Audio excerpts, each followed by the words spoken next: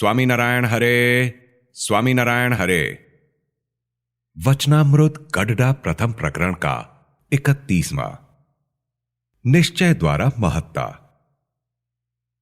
संवत 1876 में पौष कृष्णा द्वितीय 2 जनवरी 1820 को सायंकाल श्रीजी महाराज श्री गडडा स्थित दादा खाचर के राजभवन में अपने निवास स्थान के पूर्वी द्वार के कमरे के बरामदे में गादी तकिया रखवाकर विराजमान थे।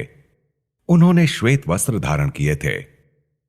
उस समय योगानंद मुनि ने प्रश्न किया कि हे महाराज, भगवान के भक्त 2 प्रकार के होते हैं।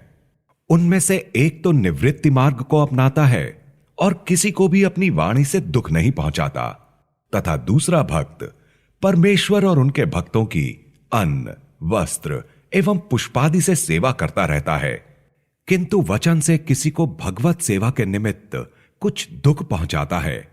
इन दोनों भक्तों में कौन सा भक्त श्रेष्ठ है? तब श्रीजी महाराज ने इसका उत्तर नहीं दिया और मुक्तानंद स्वामी तथा ब्रह्मानंद स्वामी को बुलवाकर उन्हें यह प्रश्न सुनवाया। फिर उनसे कहा कि इसका उत्तर आप दीजिए। तब इन दोनों ने उत्तर दिया कि अपने वचन द्वारा किसी को कुछ दुख भले ही पहुंचाता हो, किंतु भगवान अथवा संत की जो सेवा करता है वह श्रेष्ठ है। परंतु निवृत्ति मार्ग पर चलने वाला भक्त यद्यपि किसी को दुख नहीं देता, फिर भी उससे भगवान तथा संत की कोई सेवा नहीं हो सकती, तो उसे असमर्थ सा जानना, और सेवा चाकरी करने वाला तो भक्तिमान कहा जाता है। वह भक्ति वाला ही श्रेष्ठ है।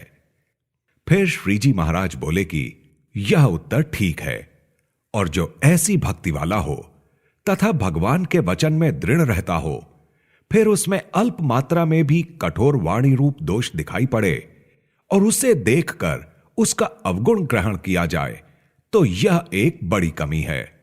अगर इस प्रकार दोष देखे, तब जीवों के कल्याण के लिए परमेश्वर ने देह धारण की है। उनके स्वरूप में भी दोष देखने वाले को भी कमी अवश्य दिखेगी, और वैसे ही भगवान के अति बड़े भक्त में भी उसे अवश्य रूप से दोष दिखाई देगा। परंतु दोष देखने वाले ने कमी ढूंढ निकाली, उससे क्या परमेश्वर के अवतार अथवा संत कल्याणकारी नहीं रहे? वस्तुतः वे तो कल्याणकारी ही हैं, किंतु जिसकी दुर्बुद्धि है उसे सब कुछ उल्टा ही दिखाई पड़ता है।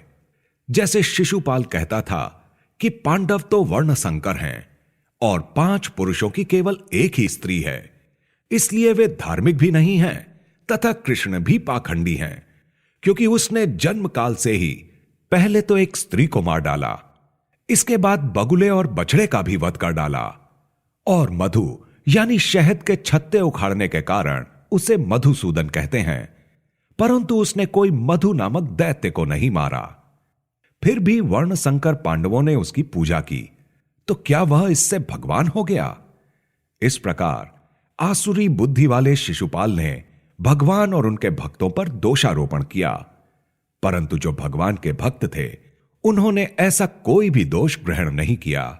इसलिए जो अवगुण देखता है उसे आसुरी बुद्धि वाला ही समझना चाहिए। तब मुनियों ने पुनः प्रश्न पूछा कि हे महाराज, भगवान के जो महान भक्त होते हैं उनमें तो कोई अवगुण दिखाई नहीं देता, परंतु कोई साधारण सा हरिभक्त हो, उसका कोई अवगुण तो दिखने में आता है। यह सुनकर श्रीजी महाराज बोले कि आप सब जैसा समझते हैं उस प्रकार किसी की लघुता और महानता नहीं होती है। महत्ता तो प्रत्यक्ष भगवान के निश्चय से तथा उन भगवान की आज्ञा का पालन करने में है। जो पुरुष इन दोनों बातों पर ध्यान नहीं देता, वह व्यावहारिक दृष्टि से चाहे कितना ही बड़ा हो, वह छोटा ही रहता है। और पहले बताई गई महत्ता तो आजकल हमारे सत्संग में सब हरिभक्तों में है, क्योंकि आज जो हरिभक्त हैं वे सब ऐसा समझते हैं कि अक्षरातीत भगवान पुरुषोत्तम हमें प्रत्यक्ष रूप से मिले हैं और हम कृतार्थ हुए हैं।